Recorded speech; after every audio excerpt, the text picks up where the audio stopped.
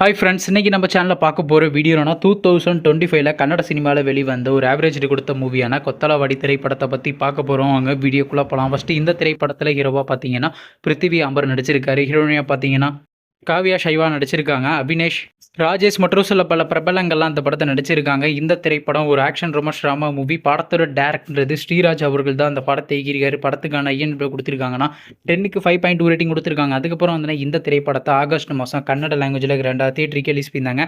இப்போ இந்த படத்தை பற்றி என்னென்னு கேட்டிங்கன்னா, இந்த திரைப்படத்துக்கான தமிழ் டப்பிங்லாம் ஸ்டார்ட் பண்ணி கம்ப்ளீட் பண்ணிட்டாங்க. இந்த திரைப்படத்துக்கு தமிழ்னா கொத்தலவாடி என அதே தாங்க வச்சுருக்காங்க. இந்த படத்தை இப்போ OTTயில் ஸ்ட்ரீமிங் பண்ணியிருக்காங்க.